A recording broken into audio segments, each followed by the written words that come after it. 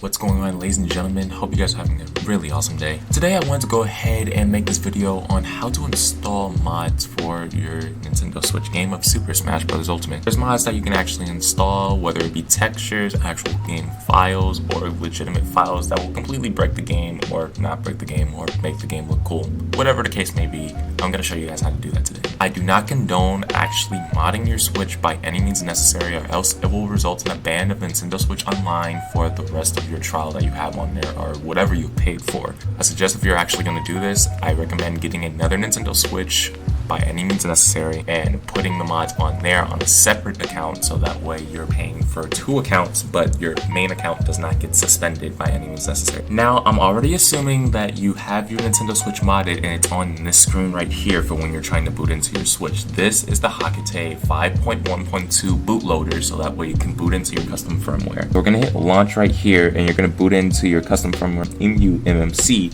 so that way you can boot into your secondary firmware right here. This is not your official firmware or your custom firmware.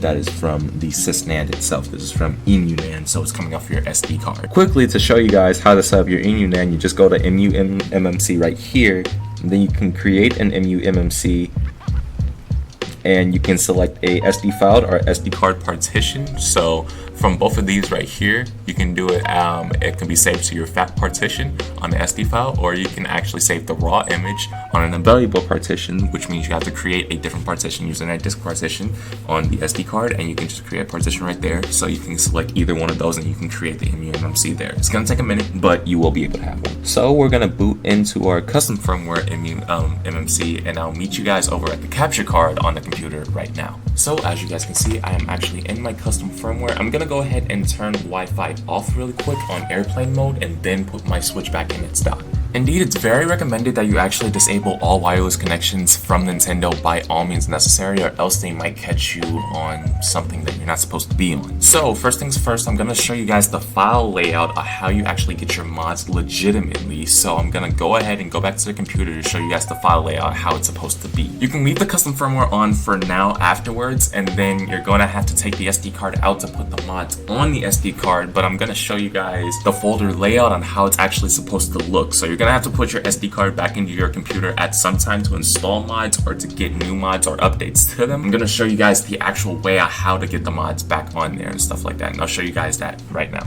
Alright, so this is how the actual folder layout is supposed to look. You can get rid of all of these because I was using my phone as the SD card reader at the time, so don't worry about these two folders right here. So in order to actually get UltimateModManager, you're gonna have to go to this download link right here, which I will leave a link down in the description below, so that way you guys can get the NRO file for UltimateModManager. For UltimateModManager, you're gonna go ahead and place the UltimateModManager.nro in this folder of the Switch folder right here. So it's gonna be the root of your SD card and then your Switch folder. And so once you are on the root of your SD card, you wanna go ahead and create an UltimateModManager folder, so that way you can create the mods folder, the backup folder as well. And as you guys can see with all the mods right here, this is going to be basically all your mods and such right here.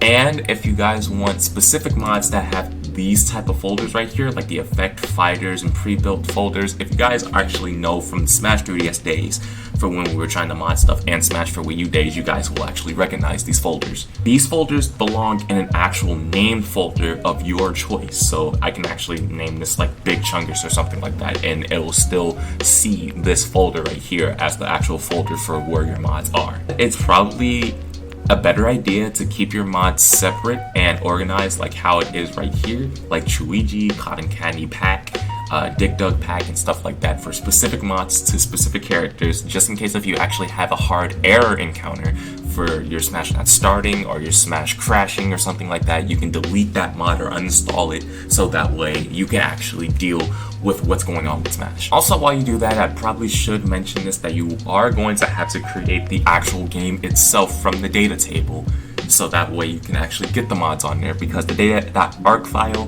which is actually that file for the textures and stuff like that for the original game of Super Smash Bros., you're going to want to create an extra one so that way you can actually mod that one. So just in case, if you have any errors with your data.arc of the Smash not starting, or if anything like that that's not going right with Smash, you can go here to the atmosphere folder and you can go to titles, and where you see 01 and you see E1000 at the end, then that's where your data.arc is. That's Smash right there, and you go into the ROMs folder, and this is where the data.arc is going to be. It's a data.arc file. It's 15 gigs.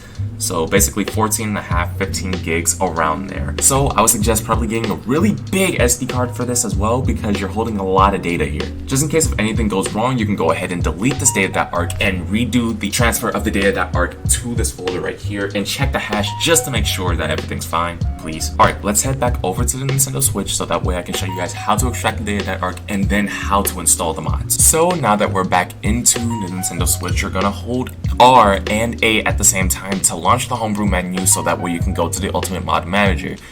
And then when you go in here, it will take you to the mod installer, but it should take you to this menu right here, the UltimateModManager, to go into the data.arc dumper. And here's the thing, you have to pay attention at what you're actually doing here. Now, if your SD card is an exFAT SD card and it's formatted in the exFAT format, then you're going to hit Y. When it says dump it as a split file, it's going to dump it in 4 gig iterations, assuming that your SD card is in the format of FAT32. You can dump it in 2 files right here. You have to make sure that there's enough space on your SD card so that way you actually get the right file specifically. I already have the file on my SD card, so I don't need to worry about this. However, if you guys need to look at that MD5 hash, then hold R and X so that way you can begin the hash generation. The hash generation is going to take some time, around probably a good 5 to 10 minutes or so, because it's checking a 16 gig file. But as you do that, then it will actually show you the hash for that, and you compare it to the hash that they have on the website. You can go ahead and check Game Banana for the hashes that they have for the specific versions of Smash that you have. So now that you have verified the mods are installed and that you have checked the MD5 hash to make sure that you have the right copy, you can go ahead and press X to launch Smash right then and there. It says that I have a system update ready to start and stuff like that, but I'm just going to start the software. As you can see, the mods actually do work, because you see I have a custom loading icon there, and the mods did successfully install because of a different background here if we launch into the game. So if we log in here, we'll be able to see the menu right here with a custom font text and such. You can go in here, go into Smash, and yep, they have successfully installed. Everything was completely fine. You see that I have the stage mods installed. Now these go with pretty much everything, regardless of texture, regardless of mods that have game files changed and stuff like that. You can download any type of mods that have the ability to run on the Switch right here. Some key things to note while running mods and stuff like that: you want to make sure that you have a really good SD card if you are going to be playing online with these mods, because if you don't, there's a possibility that the mods won't load in time and you might actually crash the room. But you want to do your best, at least trying to keep the mods at either a minimum if you don't have a really good SD card, or if you have a super good SD card, you can use it with the mods that you have installed and stuff like that. Just make sure that it has some good read and write speeds and stuff like that, because it's very powerful running from a 16 gig game from the SD card and such. So just be mindful of that. This may happen at rare occurrence that your game might crash or any means necessary. Just force reboot it back into its custom firmware and such like that. It didn't break your console at any chance. I know it didn't happen with me. It happened with me like almost twice or so, but it did not completely break my Switch at any means necessary. If you guys do enjoy this video, make sure to hit that like button down below. Also subscribe if you guys haven't already, so that way you can check out more tutorials from this channel. I'll see you guys in the next video. Peace out.